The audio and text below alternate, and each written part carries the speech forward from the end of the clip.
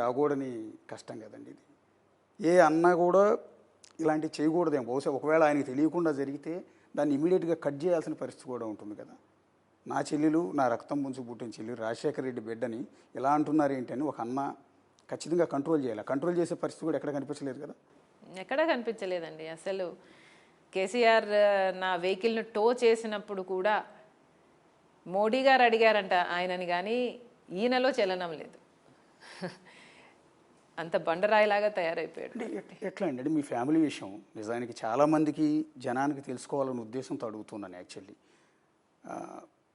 అసలు ఒకే తల్లి కడుపును పుట్టిన అన్నా చెల్లెళ్ళు కలిసి పెరిగారు, కలిసి ఆడుకున్నారు, కలిసి చదువుకున్నారు. సరే పెళ్ళి అయిన తర్వాత లేకపోతే పిల్లలు పుట్టిన తర్వాత ఫ్యామిలీస్ కొంత మీరు బయటకు వెళ్ళి ఉంటారు.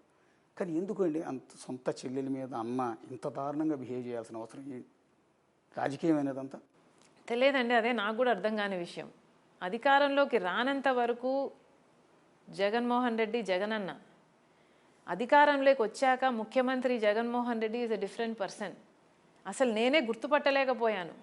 ఒక్కొక్కటి ఆయన చెప్తున్న మాటలైతేనేమి, ఆయన చేస్తున్న పనులైతేనేమి అసలు నేనే గుర్తుపట్టలేనంత స్థితిలో తయారయ్యారండి.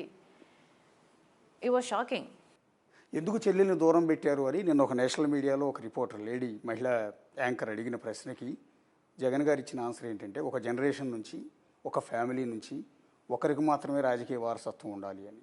అది నేను మాత్రమే ఉన్నాను, నా చెల్లెలు రావటం నాకు ఇష్టం లేదు. ఒకే ఫ్యామిలీలోంచి వస్తే నెపోటిజం లేకపోతే ఇంకొకటి రేపొద్దున ఆవిడికి నేనేదో మెయిల్ చేస్తే మళ్ళీ కుటుంబ రాజకీయం చేశారని నా మీద ఆరోపణలు చేస్తారు కాబట్టి నేను షర్మిల దూరంగా ఉంచానంటున్నారు. రాజశేఖర్ రెడ్డి గారి తమ్ముడు వివేకానంద రెడ్డి గారు రాజకీయాల్లో లేరా అండి? రాజారెడ్డి గారు రాజకీయాలలో లేరా అండి? ఆ జనరేషన్ అటు పెడితే ఇప్పుడున్న జనరేషన్లో జగన్మోహన్ రెడ్డి గారితో పాటు అవినాష్ రెడ్డి గారు లేరా అండి? వైవి సుబ్బారెడ్డి గారు లేరా అండి? విజయమ్మ గారు లేరా అండి? వైవి సుబ్బారెడ్డి గారి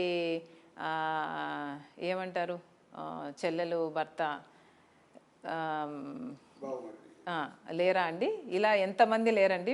బంధువులుగా ఉన్నవారు ఎంతమంది లేరు? లేనిది నేను ఒక్కదాన్నే. బట్ పర్వాలేదు, నేనేమి ఆయనకు ఎప్పుడూ ఇష్టం లేదు నేను రాజకీయాల్లో ఉండాలి అని. కనుక నేను ఎప్పుడూ అడగలేదు నేను రాజకీయాల్లో ఉంటాను అని, కానీ ఒక పోస్ట్ కానీ ఒక పదవి కానీ నేను ఎప్పుడూ నోరు తెచ్చి అడిగిందని కాదు. ఇన్ఫ్యాక్ట్ ఆయనే చెప్పాడు ఎంపీగా చేస్తాను నేను అని.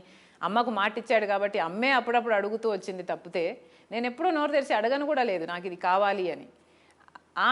ఎక్కడా రాసి పెట్టలేదండి కుటుంబంలో ఒక్కరే ఉండాలి అని. ఎక్కడా లా లేదు, ఎక్కడా రాసి పెట్టలేదు. ఆయన మైండ్లో ఆయన రాసుకున్నారు. ఫైన్, అదే ఆయన ఇష్టం, ఆయన పార్టీ.